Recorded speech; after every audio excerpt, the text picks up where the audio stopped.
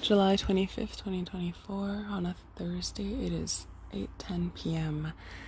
and I just wanted to post some clips about celibacy and people's journeys with that. So, what is the full meaning of celibacy? Celibacy, the state of being unmarried and therefore sexually abstinent, usually in association with the role of a religious official or devotee.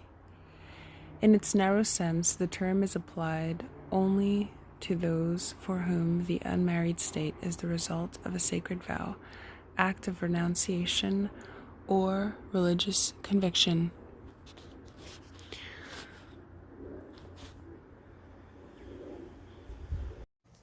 Okay, PSA. If you desire marriage, you are not celibate. You're abstinent. There's a difference. Celibacy means that you are abstaining from sex and marriage and partnership. Abstinence means that you're abstaining, not having sex until you get married or for any disclosed amount of time. There are non-Christians who are also abstaining from sex. I was actually abstinent before becoming a Christian.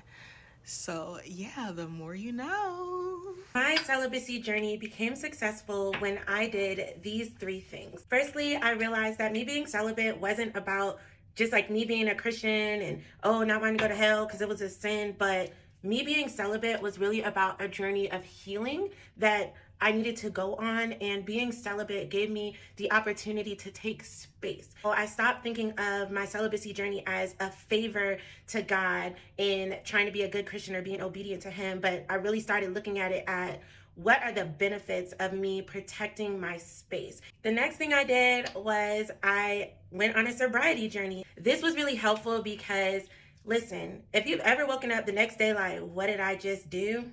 This is for you. I know I would make these decisions while under the influence, and the next day I'm like, I need to block them immediately. Like, why did I even do this? Choosing to not have sex outside of marriage and choosing to stop drinking happened simultaneously. Lastly, I stopped using intimate moments as a way of escape.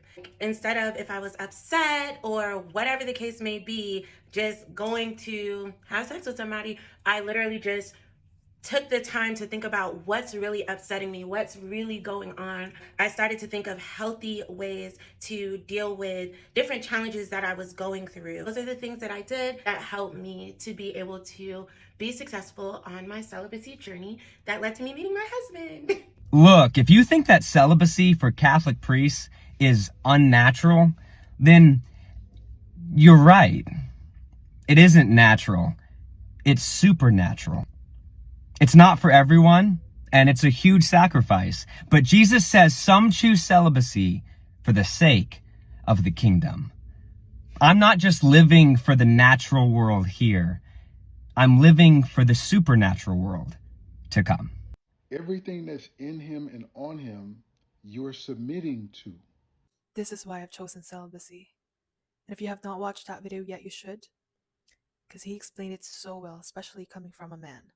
And it's actually sad that this is not taught in school, nor openly discussed in a household, because this is one of the things that I wish I knew when I was younger, before I even started experimenting with a lot of stuff.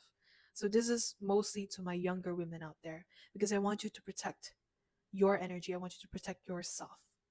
Yeah? So let me tell you about soul ties. Soul ties are those emotional and spiritual connections that are formed through engaging with someone sexually.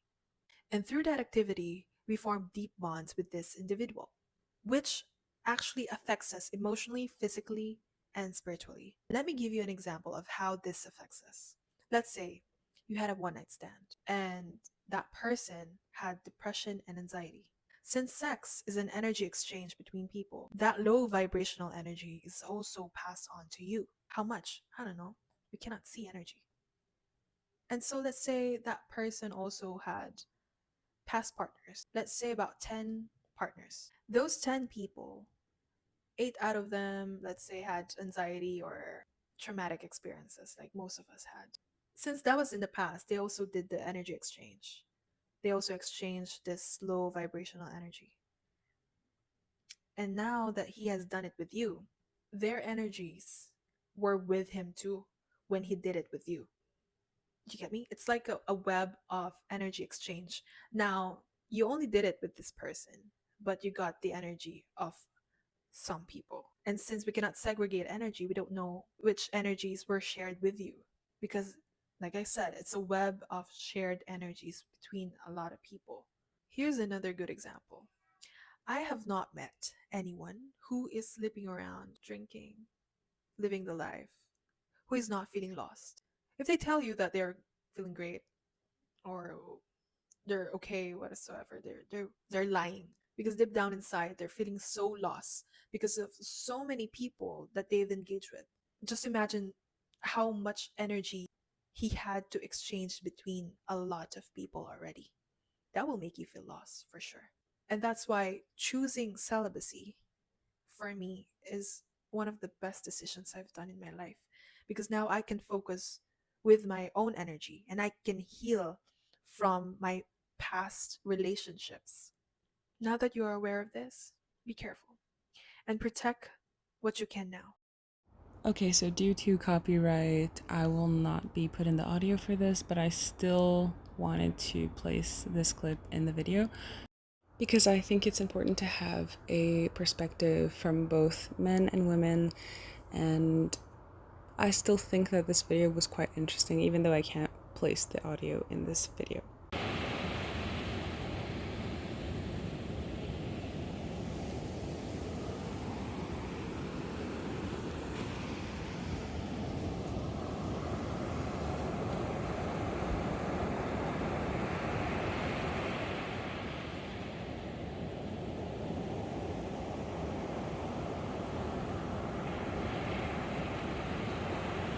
I also really liked what these two ladies had to say about the topic of celibacy. And for those of you who are not interested in reading, I believe in you. Go ahead and read. It's just going to take a few seconds to go ahead and read what it is that they wrote. So I'll leave the sounds of the waves for you.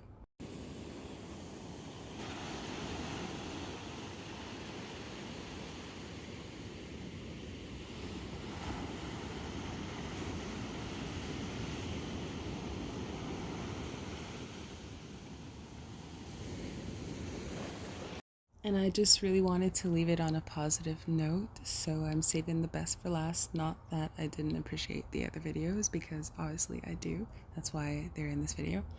But I just appreciate the fact that this woman over here has such a bubbly, uplifting personality about her. I think celibacy can really be a beautiful experience. It could actually be liberating in some ways, but it's not for everybody.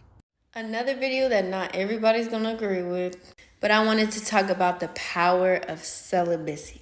You guys, taking time away from sex and fop and all the above can be the #1 answer to curing your depression, to gaining more focus on your career goals, learning more about you, not being in all these toxic relationships, getting closer to God.